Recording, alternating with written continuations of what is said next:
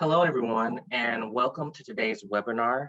It's our second in the Beyond Do Not Harm series, where we're focusing on elevating BIPOC voices in social determinants of health interventions. My name is Artia Rogers, and I'm the Director of Programs for the California team here, and I'll be moderating today's conversation. Now, for those who may not be familiar with Health Leads is an innovation hub that runs both national and local initiatives that address the deep societal roots of racial inequity that impact our health. Here at Health Leads, we believe that to address those deep societal roots of inequity, we have to have larger conversations like this one around structural racism, racial health equity, and elevating BIPOC voices. But before we enter the conversation today, I would like to do some centering before diving in.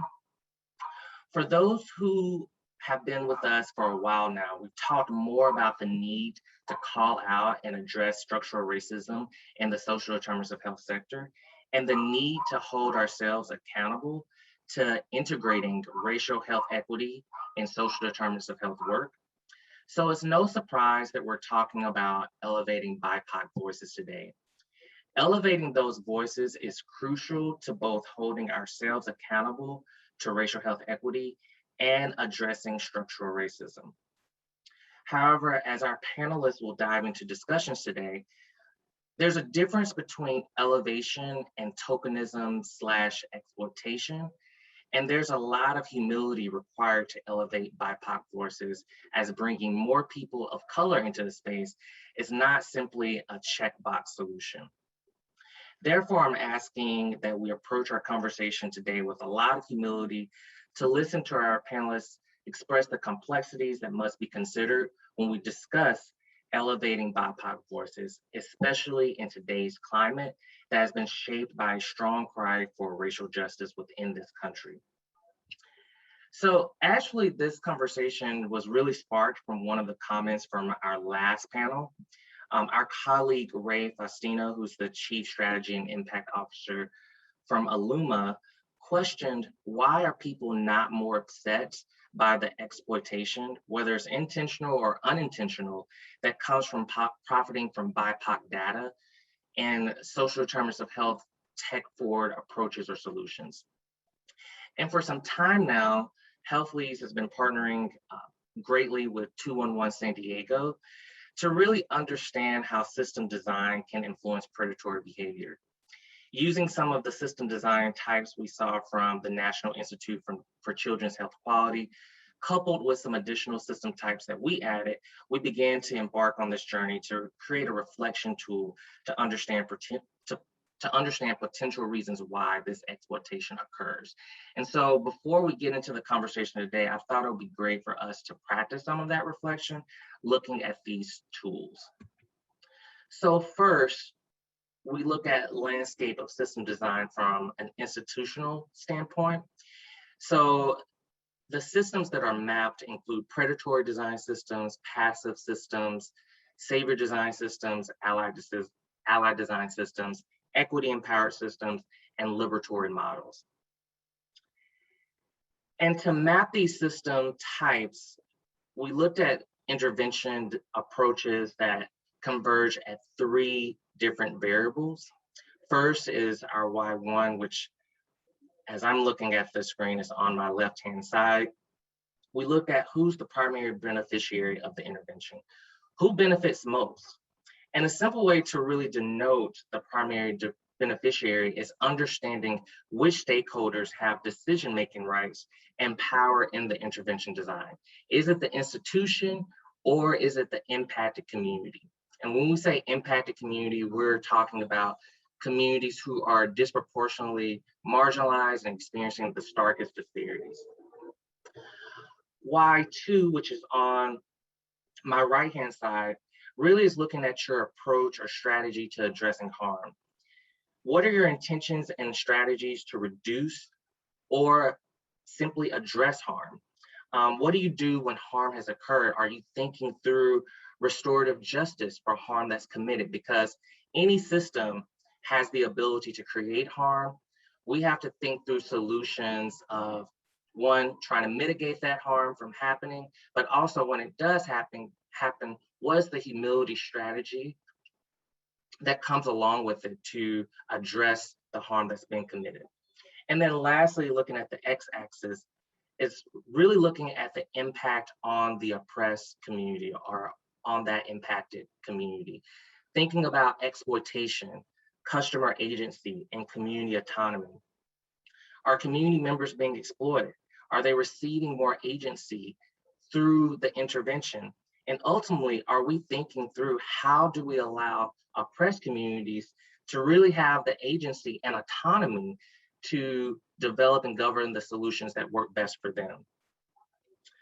See, the close proximity of predatory, passive, savior design, and ally design systems really comes from the fact that these approaches are so institutionally focused. And that design, when you prioritize the institution, really creates a greater tendency for harm to happen to that impacted community. So although we may look at ally design systems in a more favorable sense, we have to understand that just like the savior design, passive design, and predatory design systems, they have a greater risk of creating harm for the community because we're not necessarily centering the community or the most impacted community. We're still centering the institution. So even more so, institutions are comprised of individuals like you and me, and we have to practice reflection, especially in the work that we do. We have to have continuous self-reflection.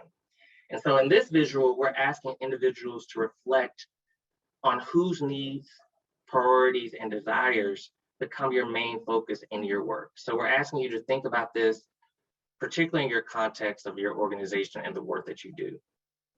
So internally, we ask you to think about how you treat colleagues or others, particularly from historically marginalized communities within your organization, which we're calling the internal focus, and then think through how you contribute to the design of the interventions you propose for others or clients. And that's what we're calling the external focus. So are you very much me focused? Are you thinking about others? And more importantly, are you really prioritizing or thinking through the needs, the desires from the most marginalized or the most marginalized community? On the other side, we're asking you to think through, how do you think about power? Ultimately, do you respect and, even more importantly, honor the power and the expertise that's coming from the most marginalized, that's coming from the community? And again, it's easy to become defensive when we have these type of conversations. You know, we can have the conversation, are we progressing or are we not? But the end goal is not to just self-describe you or your organization or your work on this landscape map. Because aspects of an organization's work or an intervention or even ourselves could be ally design, while others could be equity empowered. Some things may even be predatory. But anti-racism calls us to have a continuous process that focuses on investing and learning to dismantle processes that we've learned in the past and learn to imagine and reimagine and build anew. The anti-racism process calls us to continually grow and to always reflect. And reflection and growth is what we're hoping our conversation with our panelists inspires us to do today in our work. And so with that, in our webinar today, panelists will discuss how the exclusion of BIPOC voices looks in the current state of social determinants of health interventions, the risk of normalizing the lack of inclusion of BIPOC voices, and then hopefully we'll get to strategies to develop accountability structures to ensure BIPOC and marginalized community voices are truly integrated into social determinants of health interventions. And so today we have three great panelists who are going to give us a lot of their wisdom. Thank you so much for your time in this important conversation today. We have Dr. Akila Watkins, who's the Chief Executive Officer and President for the Center for Community Progress. Dr. Sonia Sarkar, Director of Social Homes and Health Equity for the P3 Lab. And Dr. Sarkar is also a member of the leadership team for Shift Health Accelerator. And Gabriela Barbosa, who is the Managing Director of Policy for the Children's Partnership. Thank you so much for joining us today. So from your experience, I just want to jump right in. And I do want to say that a lot of times when we are talking about BIPOC issues and you have members of the BIPOC community talking about these issues, you know, sometimes it comes off as a reflection of all BIPOC people. And I do want to just start off by saying that the panelists are speaking from their own individual experiences, their own perspectives, and we want you to speak from your authentic selves. So I do want us to jump in. Gabriela, I'm going to pose this question to you first. Just from your experience, what would it look like for systems to appropriately address social determinants of health for the BIPOC community? Well, first, thank you so much to Health Leads for putting together this incredibly important panel, and specifically you, Arter. It's been wonderful preparing with you and also having these discussions already. And thank you so much to my fellow panelists. I know there's so much I can learn from you all too, so I'm really excited about this discussion.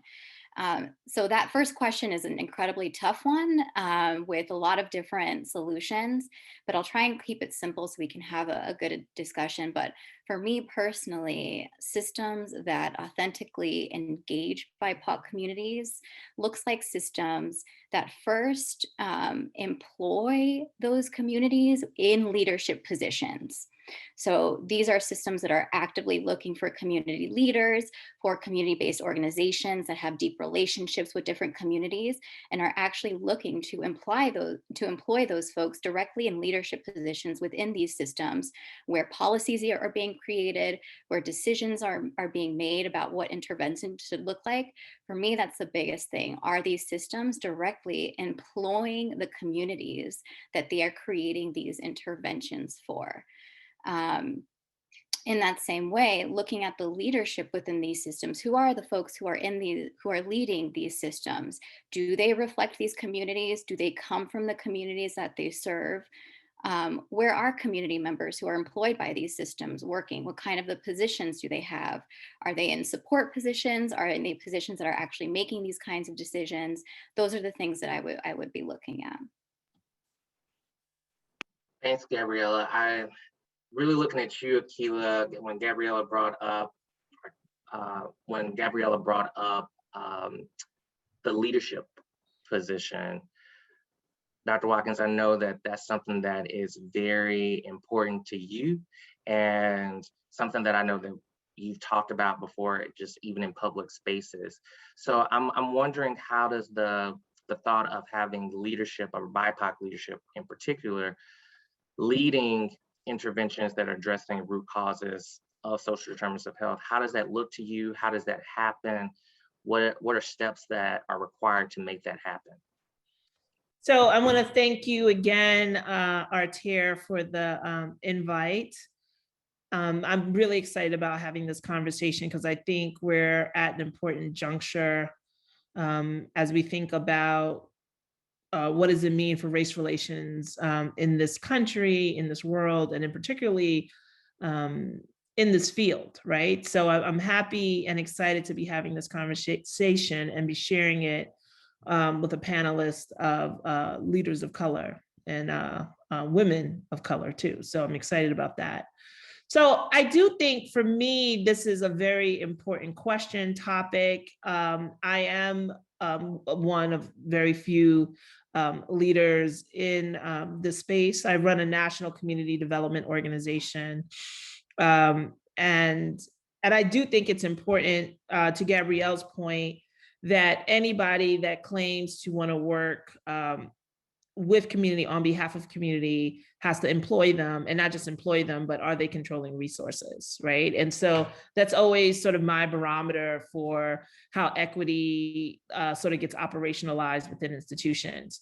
I do think that what we do need to be careful of is that we do not want to perpetuate the same inequalities that we have all come together to fight, right? And so I will say this, a couple of things. One is that, if you are a person of color looking for a leadership role, and, I have two messages here, right? So one is that because of our unique experience, and we can't, even though we are autonomous individuals, we have our idiosyncrasies. We have all, if you are a person of color that have lived in America, and especially a person that can identify as close to Black, you have experienced what it means to be, segregated. You have had a history, your family's had a history of what it means to suffer from high levels of degradation, physical violence, psychic and social emotional trauma and violence. And so that walks with you. And what I think inspires me is that I do think it's for BIPOC leaders, it's also, we pull from that collective experience to be able to bring innovative strategies to the table. And I think that's important to say and claim. We do have a unique perspective. We have seen this world. We have been in this world. We have experienced this world from the powerless. And I think bringing that to a table to develop and then implement strategies that can help, right, communities of color prosper and be vibrant is an important perspective to bring. And it is one that we have.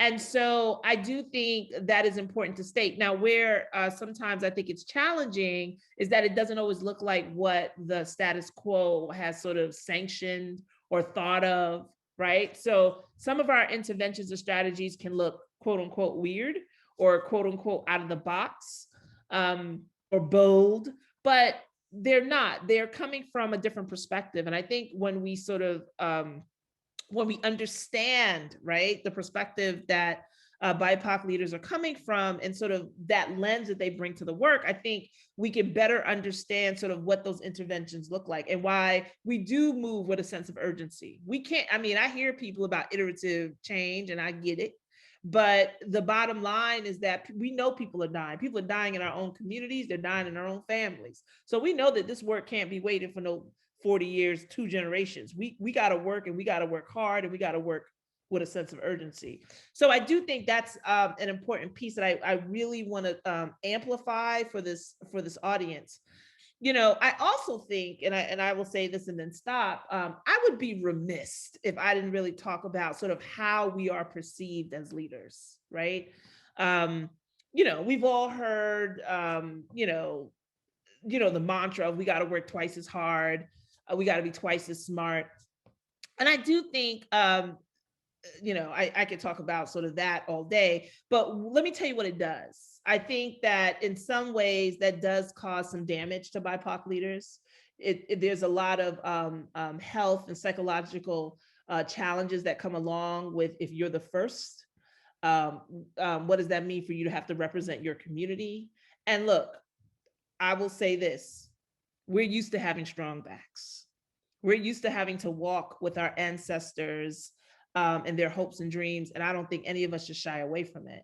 But I do think that we have to figure out how do we create healing spaces for BIPOC leaders that have to step into these spaces, have to be translators, have to work in institutions that haven't fully embraced racial equitable principles. What does that mean? And sort of what is the psychological toll that takes on our leaders? And then I think the second thing is to our white allies out there that, understand the value of BIPOC leadership, right? And the BIPOC perspective, they're going to have to grow too. So how do we assess what talent looks like? How do we assess what good quality leadership looks like? I don't want to show up like a white man when I lead. but I'm just as effective, right? And so I think we have to embrace various models of leadership. I think, we have to come up with performance measures that measure success, right? And what does that mean? And those success measurements don't always have to sort of be rigid and come out of historically,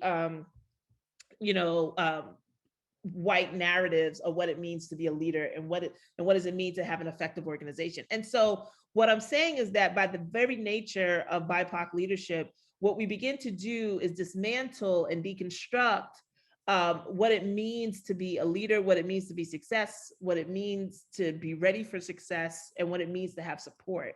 And I think this is the conversation we need to have. I think this is an exciting time. I hope people aren't shying away from this opportunity, but it's work, and it's work that it's work that's going to keep going.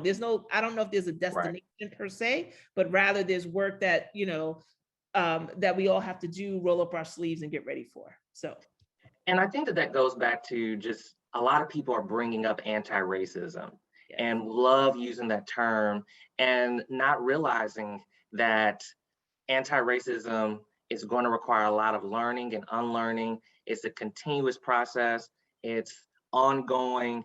And when we try to align that with a predominant white narrative or predominant white return on investment scheme, that becomes really challenging.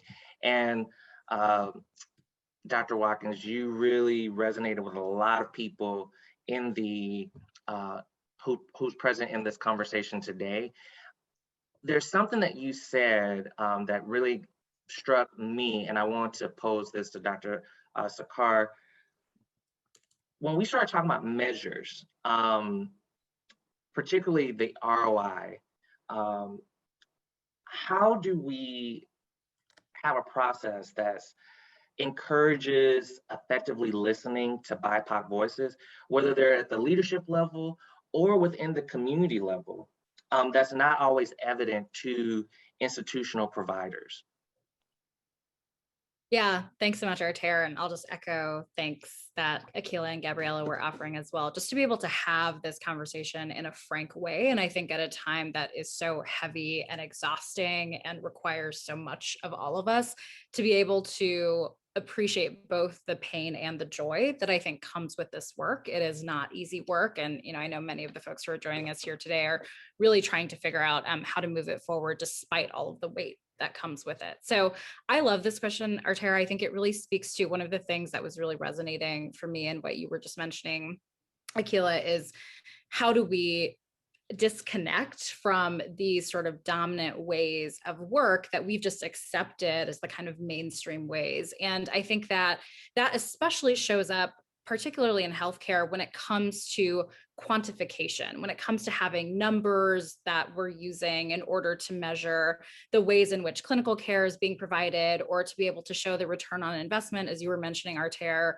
or to be able to stratify, or to be able to have algorithms in place. And I think that one of the things that's really necessary for us to do is step back and think a little bit about the context and the systems in which healthcare and public health and medical care were developed. We see that they're very much still grounded in these cultures of medicine and academia that have perpetuated not just structural racism, but a very strong orientation to paternalism, and this idea that there are experts over here who have the right answer, and then there's everyone else, right? And that the everyone else is not to even be asked about their opinion or their expertise. And so I always think about a conversation that I had with a community member here in Baltimore, where I live, about social determinants of health, where she came up to me, after a presentation and said, look, social determinants of health isn't some framework. It's not some new line of business within a health system. This is life. This is reality. She was like, I've been advocating for addressing housing insecurity for 30 years. I think every day about how to support the local Black-owned food businesses in my community. I am constantly looking ahead to how we can innovate on ways to bring jobs and transportation to this community and organize advising myself and others around that. And so I think to have a conversation about data and to have a conversation about what it means to invest in these types of activities, we also have to have a conversation about expertise and whose expertise we center and who we place and who we compensate, to both Gabriella and Akila's points, like who we compensate for that expertise. And so one thing I'll say on data is that when it comes to social determinants of health, this is especially showing up in the way that we talk about data that's collected on communities of color, and oftentimes, almost all the time, rather than asking people of color what really matters to them and then measuring the ways in which institutions can be accountable to delivering on that, right? So what if we measured the ways in which trust is being built? Or what if we measured the ways in which an institution has actually shown up for the community rather than the other way around? We've instead brought the same focus on algorithms that we use in clinical practice to social phenomena that are not only served by that type of quantification, it doesn't really tell us anything useful, but it also leads to greater harm for communities. So one resource that I'll put out there is that Virginia Eubanks, who is a researcher on technology and systems, in her book, Automating Inequality, she talks about how for BIPOC folks in particular, data systems and infrastructure, no surprise, they codify the biases of the people who created them, which in healthcare is predominantly white leadership that's making assumptions about the people that their institutions are supposed to be serving. And oftentimes it's easy to hide behind data. We assume that it's neutral or that it's objective. And it can be helpful when communities are designing and collecting data in the ways that they want to. But as a whole, data is just like anything else. It's not neutral. It can be used in all kinds of different ways. And I think to assume that we can provide a take on data or on like using data to show return on investment that isn't also embedded in our systems of how we think about money and how we think about the relationship between the disinvestment that's happened from communities of color, then we simply won't be able to get to the root cause of that. Thank you so much for that.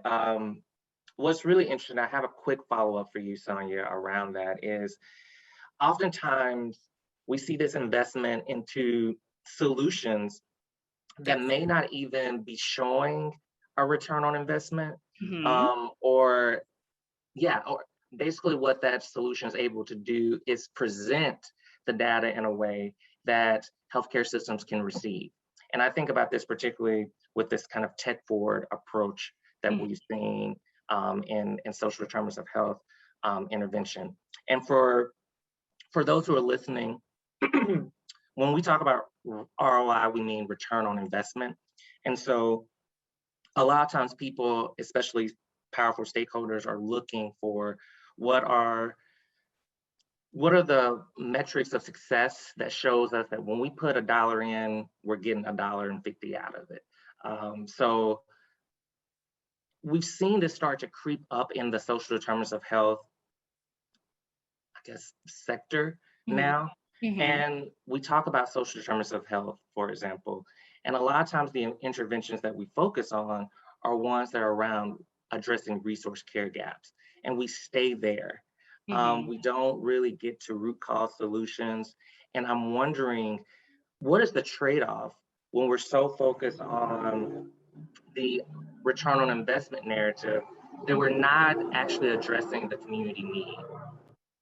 Yeah, I love this question. I think it's so important to think about what's the actual issue that we're trying to solve at the end of the day. And of course, we're talking about structural racism as that root cause. But one thing I'll say too is that if the collective goal is to actually improve health, and I would assume that for most folks on this call, that is part of it, is how do we actually ensure that our communities are able to thrive and be well in the ways that they want to? We're just not going to be that successful in the long term if we're not addressing those underlying systemic factors. And so I think, Artera, to your question, a connection to a food pantry is important for a food insecure family, and it's going to be crucial for them for that night or for that week. And it's great that healthcare institutions and others are engaging with that. But we all know that the real long-term issue are why that food insecurity exists in the first place. What are the systems of poverty and racism that created that food insecurity? And I think it's not a surprise that there is the need for a real shared commitment to look farther up from that and to think about what would it look like not only for the family to have a connection to a food pantry, but for there, to be an opportunity for employment for that family so that they can buy the food that they need and have the agency and the leadership that they're already exercising, but that the healthcare institution isn't necessarily affording to them. And as that relates to this idea of these tech forward solutions that have kind of entered into this new, we have a market now around social determinants that didn't necessarily exist 15 years ago. We have tech vendors, we have consultants, we have a whole bunch of people that are focusing on social determinants of health. And what has happened within that is that I think, as you're saying, Arter, there's a series of folks that are inevitably going to set foot into that space that are predominantly white-led institutions that are able to market and communicate and package things in a way that is understandable to the leadership of healthcare institutions, but also to the leadership of venture capital institutions and others. And I think that there's a real limitation on the fact that we're not willing to give the same amount of risk and investment to BIPOC-led solutions that are actually much more systemic and much more focused on the root cause as we are for technology companies that are focusing on just a tiny piece of the puzzle and don't even have a track record yet really in showing how they're doing that. And so what if we were just as risk forward and pouring just as many millions of dollars into all of these solutions that are being created by the communities that actually know these issues the best, as we are in our sort of traditional technology sector as well. That really leads me to an important question, Gabriella, to just think through what does it mean to invest in BIPOC ecosystems? Can you define what do you feel like BIPOC ecosystems are and how to invest in them? Yeah, so I would say, when it comes to ecosystems within communities of color, the thing that we know is that it doesn't just stop at one point of the social determinants of health chain. So I would think about a couple of different things. One is that when it comes to defining what a BIPOC ecosystem is in the place where you work, I would say the first step is to democratize the process of figuring out the answer to that question. So the best way to understand who are all of the people of color that are doing amazing work and connecting to one another in your community, you have to actually go out and ask and explore and understand, what those ecosystems look like. But an example would be to think about, okay, if I'm trying to address food insecurity for my health system, how can I look at not just the food banks and the food pantries, but also where are there Black-owned food producers that are then getting their supply of food from Black farmers who are then, also thinking about where they can work in partnership with other, efforts around Black land ownership, right? All of these things are contributing to the ability for health outcomes in that region to be better. And they're doing so in a much more comprehensive way. And I think once that's identified, the other piece that I would talk about is what does it look like to democratize the governance structure around thinking about how to invest in those ecosystems, right? So if there's going to be, a concerted effort to say, great, we want to support those food producers and those farmers, that process needs to actually take place in partnership with those folks at the table, rather than, for the health system to come in and develop its own theory or its own, kind of set of strategic priorities independent of what's going on the ground. And so one example that I'll give, and, I'm happy to dive into this later, is that there are a number of models where we're getting closer and closer, I think, to this idea of shared power and true co-governance. But the East Bay Food Production Center, which is one of the models of the Anchors in Resilient Communities initiative, which is a national initiative that has been engaged on by Healthcare Without Harm and Emerald Cities Collaborative and the Democracy Collaborative and others, is they've put together this amazing regional food hub and greenhouse and meal production center that's now producing hundreds of thousands of meals that are locally sourced each day. And it's acting as a place that's sourcing from local farms. There's also job creation and wealth building happening for the food hub. It's cooperatively owned. It's predominantly people of color. And the whole purpose is to say, what does it look like to increase the capacity of these community-owned food businesses to meet the needs of institutions like the hospitals in the area?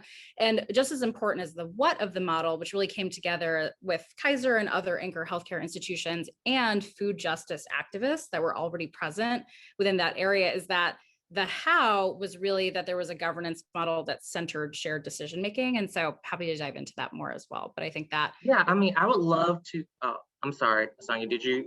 no, I was just gonna say that's really key. Okay. Yeah. I would love to hear from you, Gabriella, of just like how this looks, especially as your work involves working with children. Could you speak more on that? The investment into BIPOC communities. Sure, definitely. And I can focus on sort of what community-centered policy making systems look like within the context of children and their families, because essentially what we're talking about right now are systems and institutions that are making policies. They are making decisions that are having a direct impact on the lives and experiences of the families and children that they're serving. And for our organization, the Children's Partnership, the way that we really see the different tenets of a BIPOC-led policymaking system include a few different things. One is centering community members who are impacted by policymaking, right? So if you know and understand that the policies that you're making will impact a certain group of people that you're serving within the organization, those group of people should be at the table in those discussions making the policies. The second is around compensating people. So understanding that when you do include community members to be part of these discussions, it can't just be in a voluntary capacity. You all need to excuse me for a second.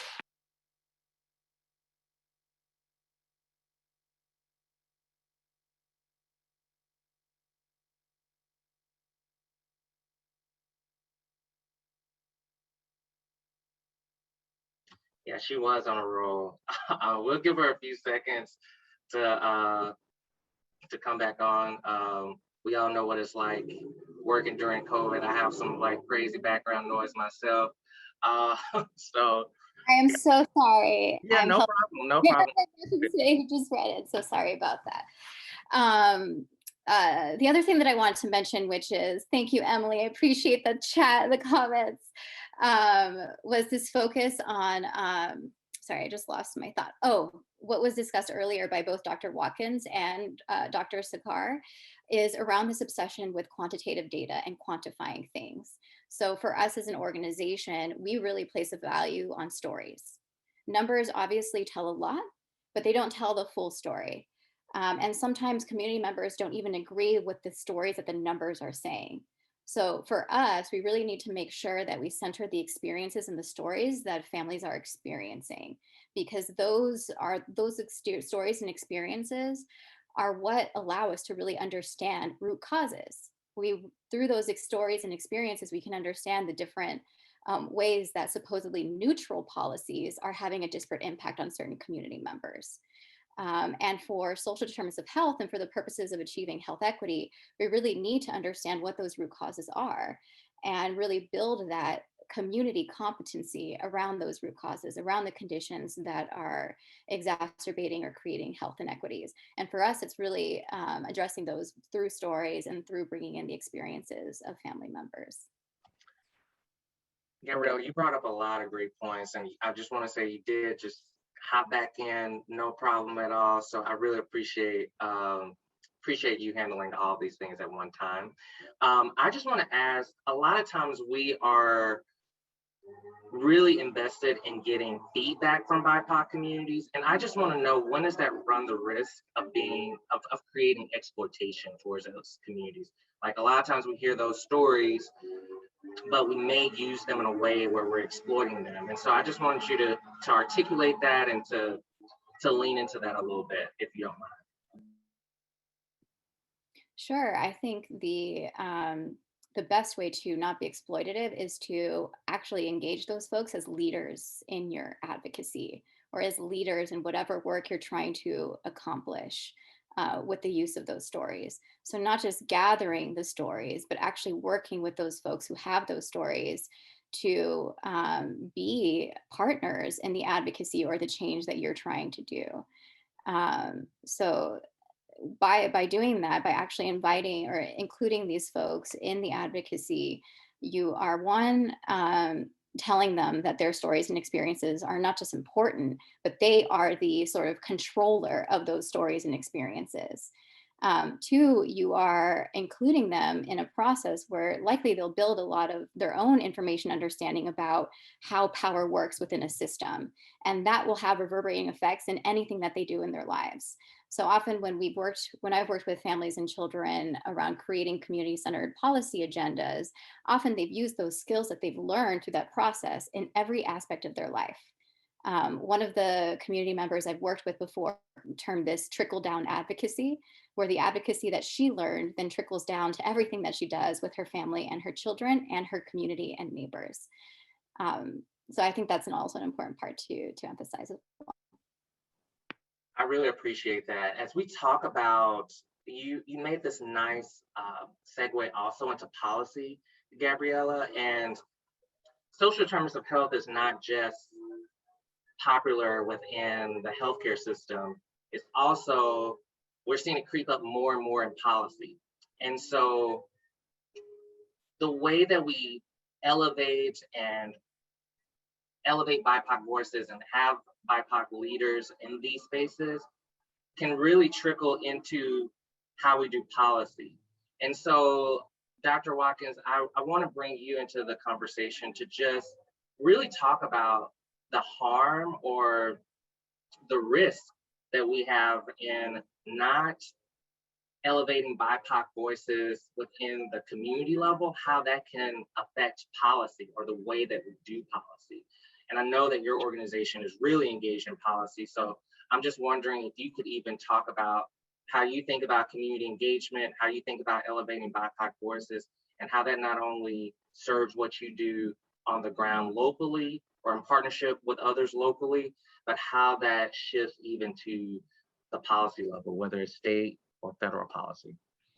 Yeah, so I think that's a great question. I have so much to say, our chair, so.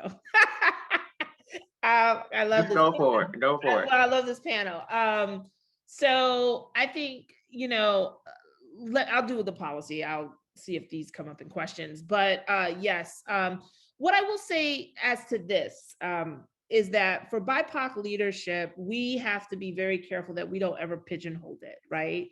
Like, we don't just show up when we got to talk to community. That's not, talking to community is a very important piece of what we do. And just for the record, like, some ways that we have to stay accountable, we got to let folks know what we're going to do with their data. That's the first thing. And then second thing is we got to circle right back around and let them know that we did what we did with their data, right? And give and create a communication loop with them. We don't just extract and go away. And that has happened way too many times, right? And so, and what that does is that fosters an extraction practice, and it fosters mistrust between institutions and communities. It further creates mistrust. And so we don't want to do that. And so when we collect stories of folks, we engage them, we hire them. We tell them what we're going to do with their data, and then we do it. And then we have to report that we did it and show them proof that we did what we said we were going to do with it. Right. So all those things institutions need to build in. But as BIPOC leaders, we should not just be pigeonholed. We can play the gamut. We're brilliant. We are smart. We show up a lot of different ways. So at the center, we are the national organization that works on helping communities transform vacant, abandoned, and deteriorated properties. And so our number one or primary customer are municipal leaders. And we are so excited to be working with our city leaders across the country, helping them reimagine how they can use land for the best and highest use. And we do this a variety of ways. And so much of our work has to do with policy. Not only do we work at a local level with municipal leaders on local ordinances, we're actually looking to see what policies have been created and what has not been activated, and then helping them do an assessment of those policies, and then actually helping them execute the policies that they feel are in the best and highest use of their community. But to Gabrielle's point, we also want to make sure that community leaders, municipal leaders, are working with community residents and community development organizations locally to understand the discriminatory housing practices that have plagued many, if not all, communities in this country, right? We all know about redlining. We all know about restrictive covenants. We all know about, housing segregation. And then we also know about how, so much wealth has been extracted from African Americans, during the 2000 mortgage crisis, over $9 trillion that we'll never get back, Black and brown communities. So we need municipal leaders to understand the history, the discriminatory and racialized history of this country, but then also give them a way forward, right? And so we work with around local land use policy, but we also work on a state level. So at the center, we've passed 16 pieces of state enabling legislation that will enact land banking. And land banking is a tool that we use for land repository, especially for tax delinquent land. And so 16 pieces of legislation we've enacted in 11 years. And we have a lot more to go. We are also working on 3 pieces of federal legislation now. One of them is the Neighborhood Homes Investment Act. This has been endorsed by the White House. It's enjoyed bipartisan support. And that's one of the great things. Like, we have worked to obtain something that seems almost impossible today in a lot of ways in the political climate, bipartisanship, because we have to make the case. We have to talk about ROIs. We have to talk about how we jumpstart and catalyze local economies. And we have to talk about how land could be used to, create affordable housing, to strengthen the local, ecosystem, right? We have to talk about using land as a way to start local businesses for entrepreneurs. Like, we have to bring our best thinking to the table to get political support. So the Neighborhood Homes Investment Act will help to shore up the equity gap that many homeowners find themselves in these small, in mostly weak and moderately priced cities. And so we're really excited about that. It has been endorsed by the White House. It will be in the reconciliation bill that's moving forward. So we're really excited about that. We're also, a key supporter, along with many other national organizations, on the Restoring Communities Left Behind Act. Again, a piece of bipartisan legislation. We're really excited about this. And this will create a pot of money to revitalize those communities that have been hit extremely hard, both from disinvestment, loss of population. We've seen, factories leaving these communities, and now COVID, right? And so we're really excited about the Restoring Communities Left Behind Act. We've actually done a 10% carve out for rural communities that get left behind more and more.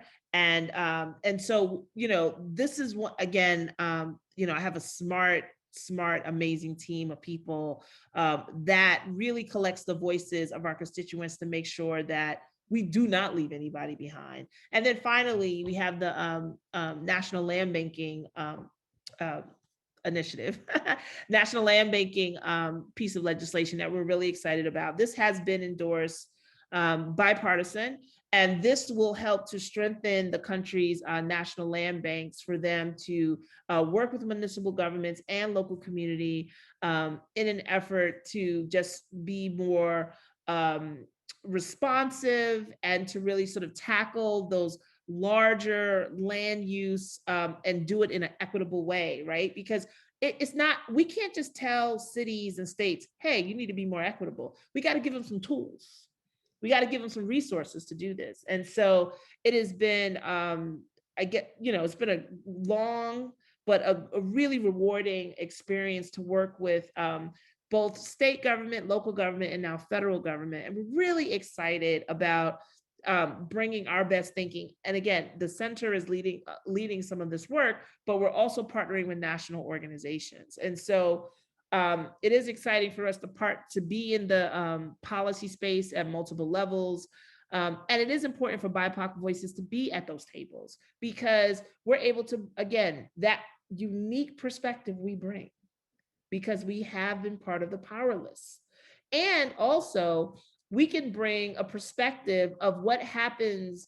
I think, Gabrielle, you talked about policy. No policy, well, let me not say that. The thing is that, we have to put all policy through a racial equity lens. We have to make sure that it does no harm.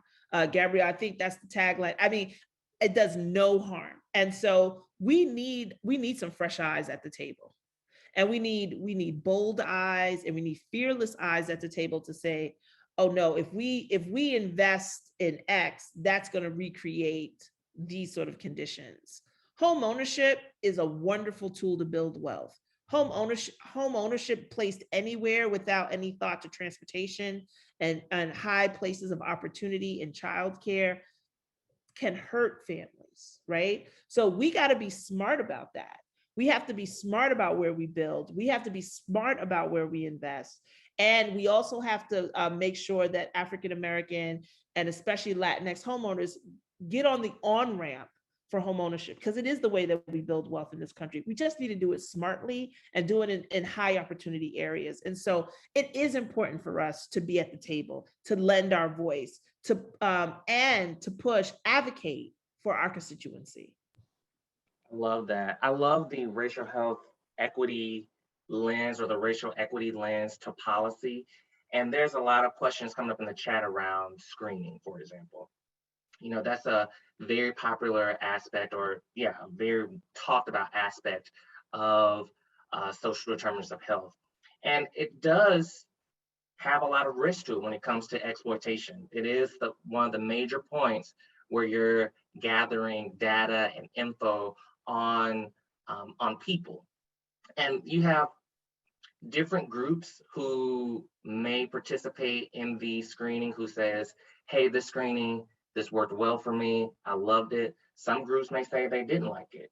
So Dr. Sarkar, I want to ask you, how do we put that racial equity lens on screening in particular?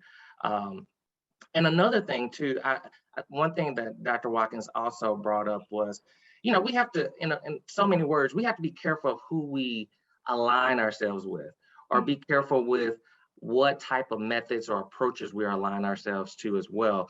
And so when we think about the racial equity piece of it too, we can talk about the approach of screening. We also have to talk about who we're aligning with to actually conduct that screening as well, whether it's a tech vendor, whether it's a individual, or the type of individual. So I would love for you to look at the screening process in particular, give your thoughts on what that looks like from a racial equity lens, both from who we align ourselves with to, capture or extract that data, and how it's done, if that makes sense.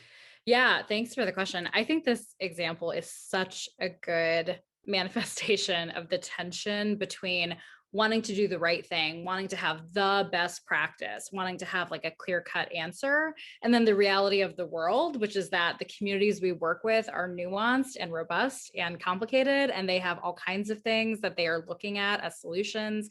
I think also that when it comes to something like housing or food or transportation, just knowing that a patient might have that need in the short term doesn't equate to actually understanding what's the full set of solutions that needs to be taken in order to address that. And so I think to your point, Arter, we have to understand, of course, and I think, both Dr. Watkins and Gabriella have spoken to this, like there's a long history in this country of using something that seems harmless, like a screening or a questionnaire or, some kind of like bar that you have to set in order to, of course, like the insidious sort of purpose underneath that is to prevent certain groups and populations from accessing the ballot, from accessing resources financially, from accessing, the quality of care that they deserve. And I think that there have been, a lot of questions in the chat about screening and should we do this, should we not? I think the real sort of true answer here is you have to be in conversation with your patients and with the communities that you're serving around whether it is working for them or not. It is true that for some patients, as our chair was saying, it is really like important to know that your healthcare institution that formerly didn't seem to care about whether you had safe housing for that night or food for that night now does care about that question. But the flip side of that is then if that same healthcare system is asking those questions and then putting a red flag next to your name in their database, then it's not actually addressing in an equitable way what it's supposed to be addressing. And the other thing that I'll say too is that screening is, in some ways just the tip of the iceberg, right, of understanding this whole cadre of issues that are taking place underneath. And this is where I think the concept of restorative justice and really thinking about how do we address historical exploitation across all of the work that we're doing really becomes key, because I think there's an opportunity to say, if we're going to screen for certain social determinants of health, then we also need to ask ourselves, how are we acknowledging our institution's own role in perpetuating those things that we're now screening for, and to play a real role in the like healing and reconciliation around that, both from a conversation perspective, but also from a resources perspective. So just one concrete example I'll give really quickly is that Akila, you were talking about municipal leaders previously. I was one in a past life. I worked for a city health department, and we wanted to be addressing social determinants of health and mental health. We wanted to screen everyone for mental health issues. We wanted to have trauma-informed care training.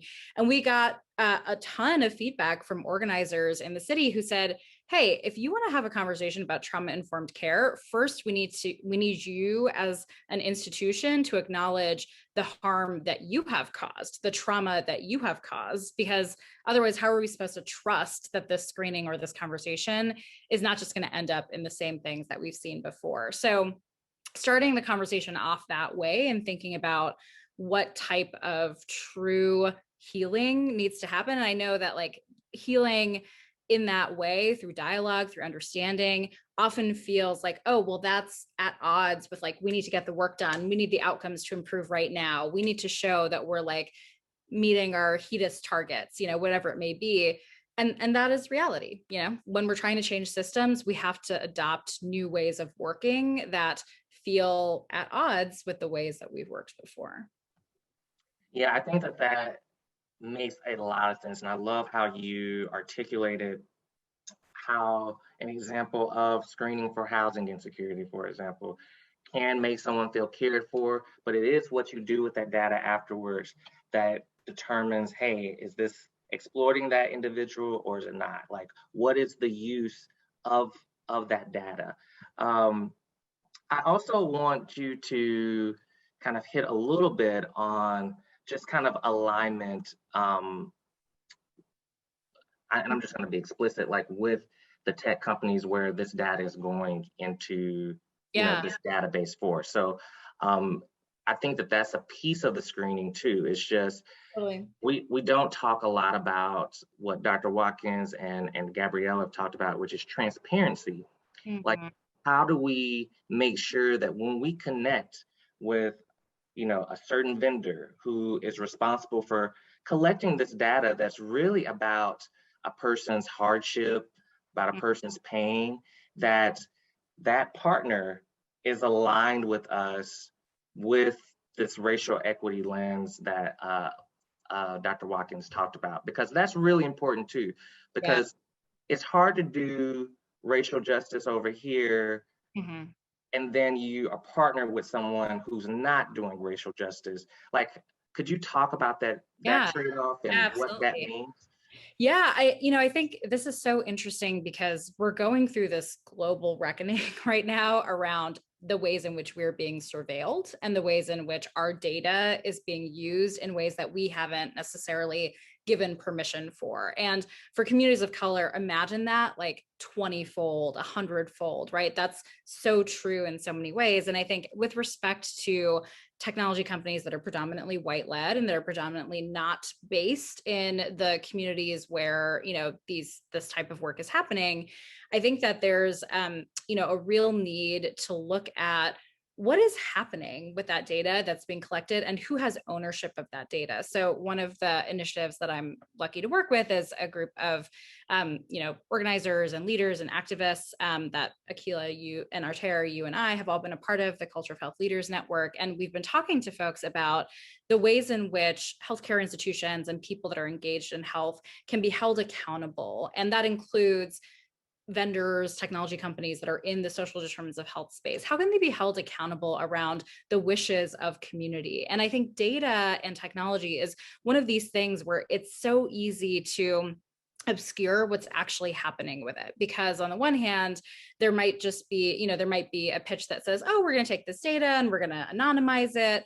But on the other hand, there are promises being made to the people who are paying for those vendors around how that data will get used. That does not include the people whose data it is, right? Like the people who are actually providing their information. And so, as we talked about earlier, I think there's a lot of risk, and this is already happening, in that data getting turned into codifications or classifications that just reinforce, if any folks on this panel have read Cast or other books that have really delved into the kind of invisible, or now, visible to some of us, but invisible infrastructures that exist in this country to segment people by race, by class, all of these things. That's actually getting codified in this system under the name of treating social determinants health issues. So, it's very counterintuitive in that way. And I think it really calls for a national conversation around, how are we thinking about how data is getting used in these contexts. And you made a nice segue to talk about accountability, really holding folks accountable. If you're saying you're doing racial justice, especially within the social determinants of health space, what commitments are being made? And a great example of what you were just mentioning, so Dr. Sarkar, was just that we have to look at that, particularly in the healthcare space or the social determinants of health space, with tech vendors. And I would like to ask Gabriella if you could talk about, what does accountability look like, having institutions being held accountable to groups that they're not used to being, used to pushing back on them, used to holding them accountable, like BIPOC communities. What does it take for that to happen? Can you all hear me okay? I think you're coming in, for me, a little gargled. Can you hear me now? A little bit. We lost her. Well, Dr. Watkins, can you start us off with that? What does it look like to have accountability come from the BIPOC end, especially for institutions who are not used to this community in particular pushing back? Yeah, so I think it could look a couple of different ways. One is that we have to be prepared to do some capacity building. And I know that's a word that we overuse, but we gotta structure our work in a way that community can give voice, right? They don't just sort of show up as props, right? So what time do we have meetings? Do we have childcare? Are they easily accessible? I'm talking about logistics here. I haven't even talked about sort of how we sort of hear people, but the logistics could catch folks up, right? And so just really thinking through and as organizations, we have to hold ourselves accountable, right? So, I don't want to get in too much trouble because, I can just talk and be super authentic and then Lord, but I need people to understand what's going on out here. We got to move past our nice, neat equity statements that people have posted all the way up, okay? So we got to look at where we're spending money. We got to look at how we engage community. We got to look at who we're hiring. We got to look at how diverse our pools are, what we're paying our folks. We got to look at retention rates. I mean, we got to look at our organizations. Have we created an organizational ecosystem for BIPOC leaders or BIPOC professionals to stay there and grow? I mean, we are going through the hard work as a national organization to do it. I have an amazing team and we're going through the work, but it takes a high level of accountability and constant work on this. But we also have created benchmarks to hold ourselves accountable, right? And so in terms of how BIPOC communities, yes, we got to look at just basic. Are folks able to get to our gatherings, our events, and are they able to weigh in? And then the second thing is we talk in so much lingo and, and coded language that we have to talk in plain language. We have to talk where people can understand us and people can engage in the conversation, or we have to teach folks the lingo. So we have a national program where we train leaders at the center to be able to work in partnership with their municipal leaders, to talk with them around land use strategies, but they have to understand how to read zoning plans. They have to know when the meetings are. They got to know what's on the agenda. They have to know when they talk, how they talk, what are the leadership opportunities. I think, again, we all got into this work because we care deeply about communities, about racial justice issues, about gender justice issues. We care about these issues. So all of us have showed up. We're showing up in our best. And we still get tripped up because it's easier to talk to people that understand us, that know our vernacular, that are embedded within our ecosystem. We have to train ourselves to talk about our work expansively, openly, and create opportunities so BIPOC communities, but also low income communities can engage in our work. We have to, but it starts in so many ways with a paradigm shift, and then being able to identify they're quick and easy, and these are no costs. They haven't sort of influenced the bottom line. And then there's some things that will influence the bottom line. Does it take longer to go, so in all of our, when we have meetings in communities, which are often, we work with local vendors. Sometimes it takes a little longer to work with a local vendor. They don't have a fancy sort of transit system to drop the food off. We got to go pick it up. I'm only giving you a really quick example. Or we work with a local vendor around daycare. Sometimes they don't, how do we work through insurance issues? Through that, we have to hold the insurance policy. That's a little bit more money for us.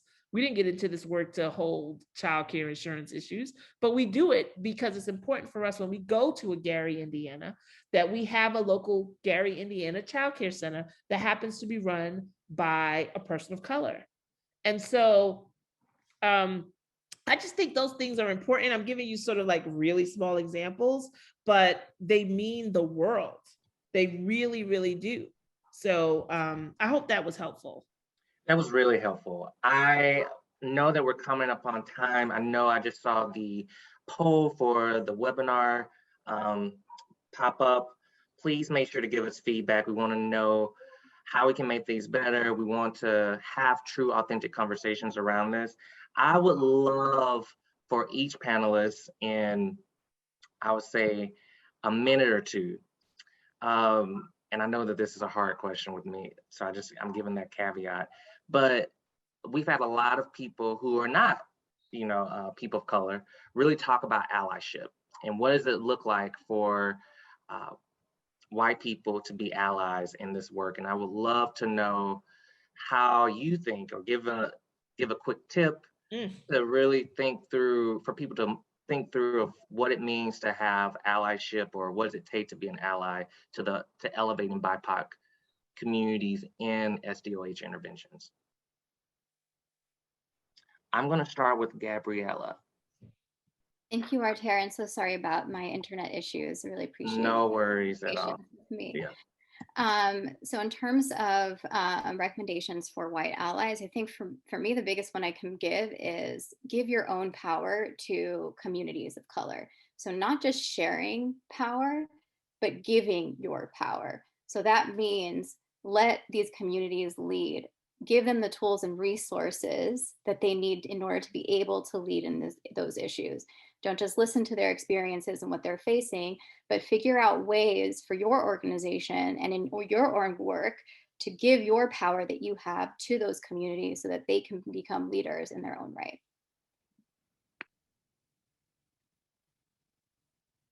Thank you. Sonia? Yeah, I would definitely echo Gabriella. And I would say, as part of that, really think about what is the role of your own personal reflection and the journey that you're going on to really learn about how you as an individual have engaged with the topic of racial equity and what you're doing physically in your life to be an ally, but also how that connects to your sphere of influence within an institution. I will say I often work with white leaders in health and healthcare spaces who say, well, I can't influence that decision. That's something that my CEO isn't going to agree with, or I don't hold the purse strings. And I think to really take account of power in the way that Gabriella is referencing is to say, I may not, have that position, but I do have some influence and some sphere of control where I sit in wherever that may be. And how can I use that to further an approach of equity and, to really sort of push my own accountability within that. Dr. Watkins? Well, this is a whole topic, our chair. I would love this. This could have been the webinar. So I'm gonna be right and keep to what you asked for. So I think a couple of things. One, do your work. We all are doing our work. Racism just doesn't affect BIPOC folks. It affects us all, unfortunately. And I've hosted a lot of workshops for my staff. For our board, we talk about issues of what it means of whiteness, right? And really sort of understanding what that means today, what it means for you, and sort of how do you show up and be authentic? And so to Sonia's point, doing that individual work, we all got to do it. That is what racism has brought to us, individual work that we all got to do around power. And so it's important to do that because I also think what's important for white allies is this whole idea of showing up authentic. Nobody's asking anybody to perform. We've performed way too long. This work is too important for us. I mean, we want everybody to bring their best selves, but we also want people to bring their authentic selves to the table. And so doing the work, coming to the table, being authentic, listening, but also sharing. I think the other important thing is representing and pushing for racial equity, even when BIPOC folks are not in the room. There are a lot of rooms you're going to be in. And it is important for y'all to push for opportunities and push for accountability in rooms where we're not in. We need y'all to do that and be our eyes, ears, and voices, and really sort of push forward this value of what does it mean to live in a truly equitable society, right? It doesn't just fall on our shoulders. It shouldn't. That's too heavy of a burden.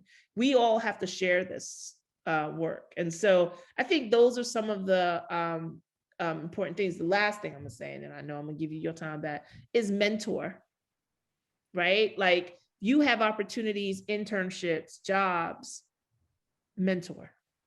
So one thing is that, BIPOC folks are always like, we're not in positions to get rich opportunities. We can't go and intern at the governor's office because we got to work for the summer to help our folks with bills. Give them opportunities. They need those paid internships. They need paid opportunities. We have to create more rich opportunities for our professionals. So when we get to that leadership level, that they have a resume, a portfolio of work. And if you are a white ally and committed to racial justice, giving people opportunity is a huge part of what at least I'm asking for today. Thank you so much, Dr. Watkins. I am going to just say that a piece of information that you all gave throughout the webinar too that I don't want to be left out is accountability, is that we have to allow BIPOC folks to hold us accountable, especially if we're claiming that we're going to have a racial equity lens to the work that we're doing. So I'm even just saying that we have to hold ourselves accountable in the social determinants of health work. Are we doing this work in a racial justice lens approach? How are we doing it? And can we come back with, as Dr. Watkins was saying, with the receipts to communities to show that we're doing this in a way that's very much racial equity oriented. So the recording for this webinar will be sent out, especially if you register, you can share it with everyone. The slides will be accompanied with that. And also the resources that people put into the chat, we'll try to also find a way to have the recording and the slides also include some of the resources that were placed in the chat today. Thank you all so much for your time. I agree with what's been said. This has been such a wonderful space, and thank you all for contributing to our growth and our reflection today. So I hope everyone has a great day, and we'll talk soon.